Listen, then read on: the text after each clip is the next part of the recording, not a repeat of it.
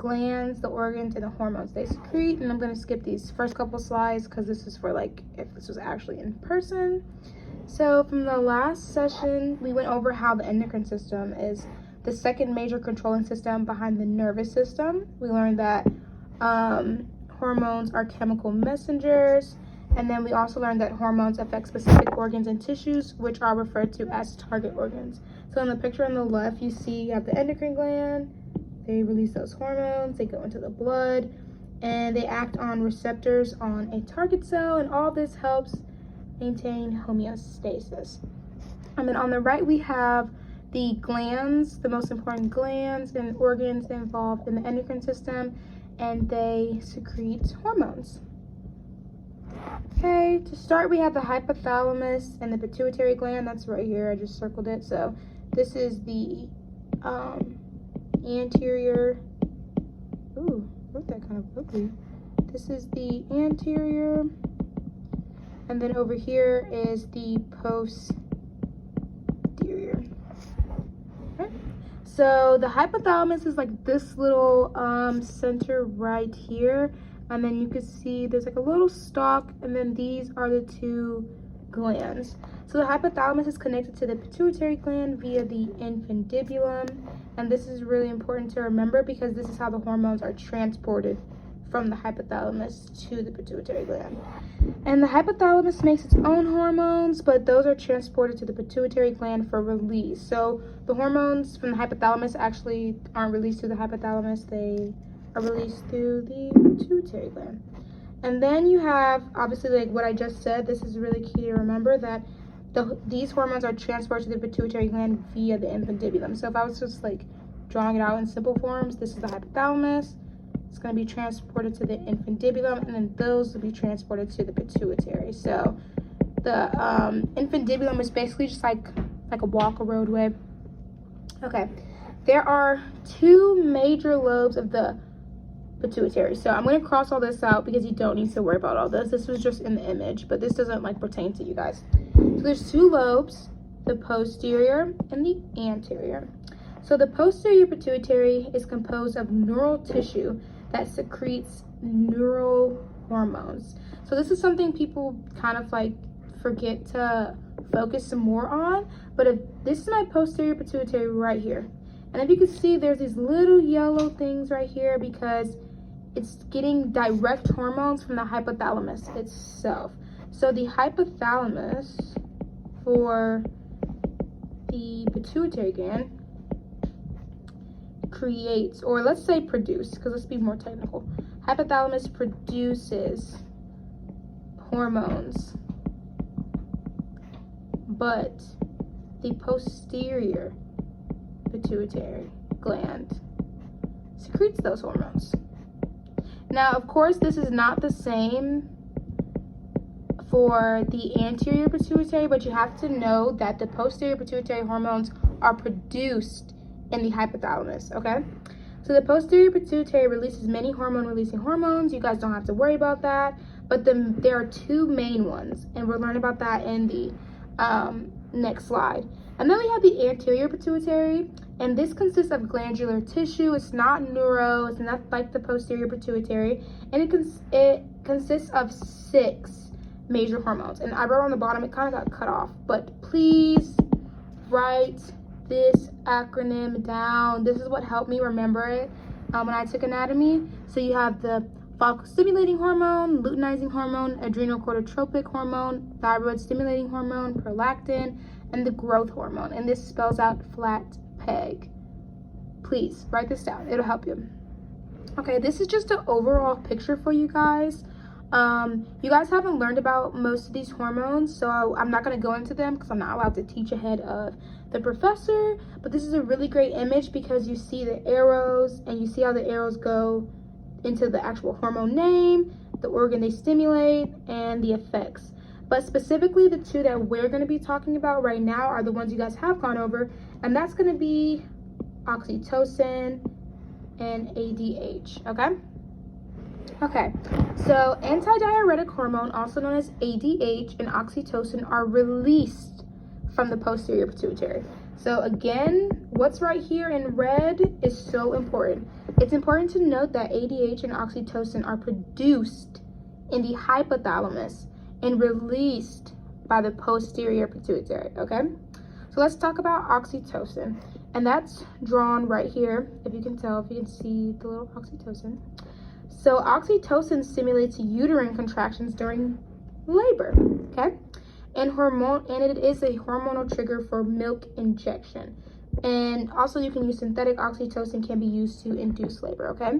So here you have the arrow from the posterior pituitary gland. You have your oxytocin. It obviously stimulates the breast because it'll stimulate the milk to actually come out. So a lot of people will confuse prolactin and oxytocin together, but you guys haven't learned about prolactin yet. But oxytocin is the actual hormone that makes the milk, you know, come out. It's not really what produces the milk, it's what makes the milk come out. So try and remember that. And then it also stimulates our uterus right here. Well, not our, you might be a boy. It also stimulates the uterus to have labor contractions, okay? And then you have anti-diuretic, which is ADH, okay? This targets the kidney tubules, that's right here, to reabsorb more water and inhibit urine production, okay? And as you can see, it just directly comes from the posterior pituitary gland, and boom, you're at the kidneys. So next, we're just gonna go directly into how to understand ADH better, okay? So what is the importance of ADH? So let's just break down the word. ADH literally means anti-diuresis, and diuresis actually means urine, okay? So it just is against excessive urine production. So it prevents you guys from making too much urine via water retention, okay? So right here below, I have a whole example for you guys. So you guys can kind of understand it better in more real world terms. So let's say you've been drinking water all day. The hypothalamus detects this, that's the brain, and the posterior pituitary gland doesn't release a lot of ADH because there's no need to retain water. You have an excess amount of water in your blood. Because of this, your kidneys will not hold on to it and will release water into urine. Blood water levels would then return to normal. In other words, so right here, just in short words right here, in other words, the higher your blood water level is, the more you'll urinate because you have an excess amount of water. So what that basically means is our ADH is secreted to hold on to water, right? So if we're drinking water all day, every day, I'm sure you guys have had a moment when you're drinking a lot of water, what's going to happen is you're going to urinate a lot. You're going to go to the bathroom a lot because you don't need that much water in you. Is it healthy for you? Absolutely. But it's going to release it. You're not going to hold on to it. Versus if I was dehydrated, ADH would be released because I haven't been drinking water. Therefore, whatever water I have left in my body, it would try its best to hold on to that amount of water, okay? So like I said, I want you to think of like you've been drinking all day, and if you've been drinking water all day, you are not going to release ADH. Remember, keep this in mind. ADH holds on to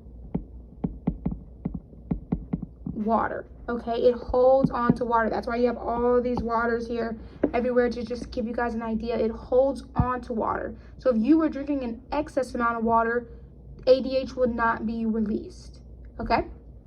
And let's talk about the opposite effect. So here's the opposite effect, okay? When solute concentration is high, in other words, concentrated because of a low blood water level. So let me go back to this slide really quickly.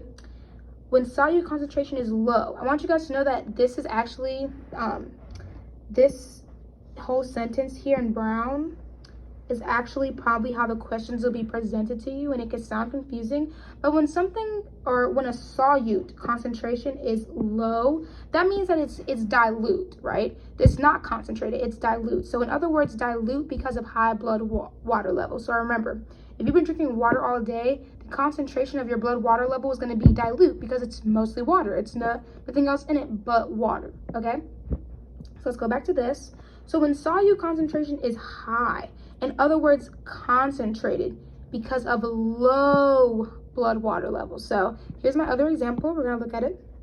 You've been drinking soda all day, right? The hypothalamus, the brain, detects this, and the posterior pituitary releases ADH because you need to retain water. You have a low amount of water in your blood. Because of this, your kidneys will hold onto it and will not release water into the urine. Your body doesn't want to lose any water. So blood water levels will return to normal due to the retention of water. So in other words, right here in red, the lower your blood water level is, the less you'll urinate because your body wants to hold on to water, right? Which makes sense if you guys really think about it. If you sat here and you drank, soda all day and stuff, you wouldn't, urinate as much because that's something that's concentrated. So most what's in your blood is like soda or maybe like juice or like anything that's just not water, right? So therefore, what's going to happen is ADH will be released. So let me write that down so it kind of makes sense. So in this case, ADH is released, okay? And it is released because, why? Let's go back to this side. It is released because ADH holds on to water. So your body's not going to want you to keep peeing because that's all your water. That's all the water that you at least have left in you, right? So like, let's say you drank all these sodas today, and you drank maybe one water. Well, ADH would probably be released because you have more concentration of these sodas than you do of the one water, which means that ADH is going to hold on to this, okay? Versus if you, let me erase these for you guys so it's not like too many circles everywhere.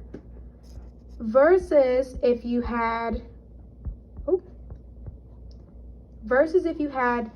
all of these waters, right? All of these waters in, one soda. Well, what's gonna happen here is you have a lot of water. So your body's gonna be like, okay, you know what? Let's get some of it out because it's kind of a lot. And you're gonna urinate, you're gonna pee, you're gonna go to the bathroom. So ADH in this case would not be released. There's no need to hold on to the water because you have 1, 2, 3, 4. You've been drinking water all day, okay?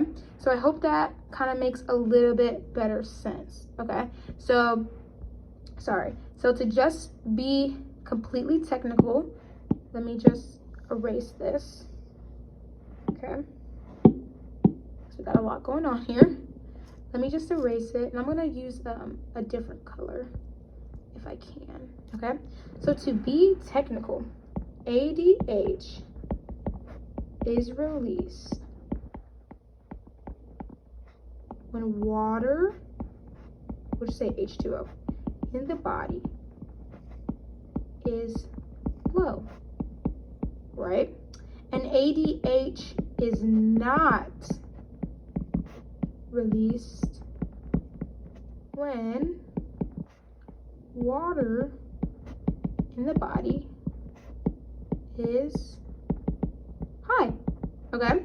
That's just it in basic, short terms, okay? So now let's go on to this. Alcohol actually inhibits ADH secretion, okay? So based on what I've already told you guys, if I say that alcohol inhibits ADH secretion, what do you think is probably gonna happen? Okay, if you are unable to release ADH, then you won't be able to retain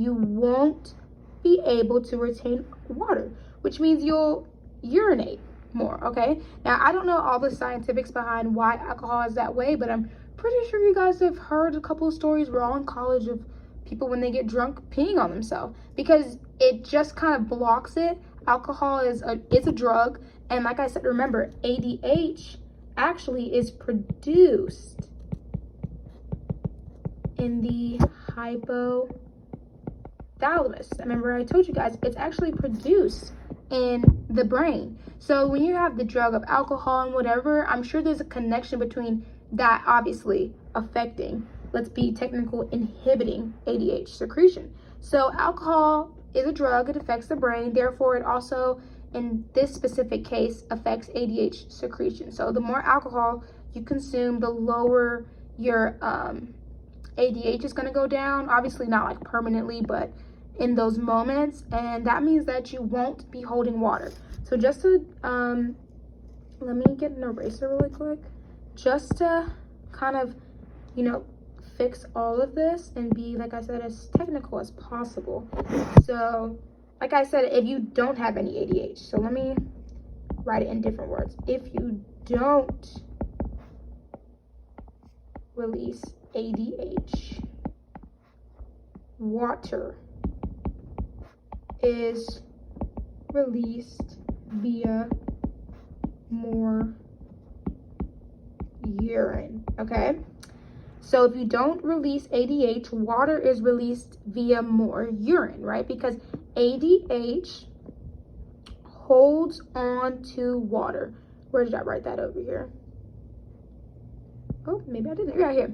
Your kidneys will hold on to it and will not release water into the urine, okay? So that's important to understand, that ADH basically is your reservoir for your water. Your ADH holds water. That's its job. But just to give you guys another example, you would only, like another, I guess I could say another really great example would be dehydration, right? So if you were dehydrated, right? If you were dehydrated, what do you think would happen with your ADH? ADH would be released.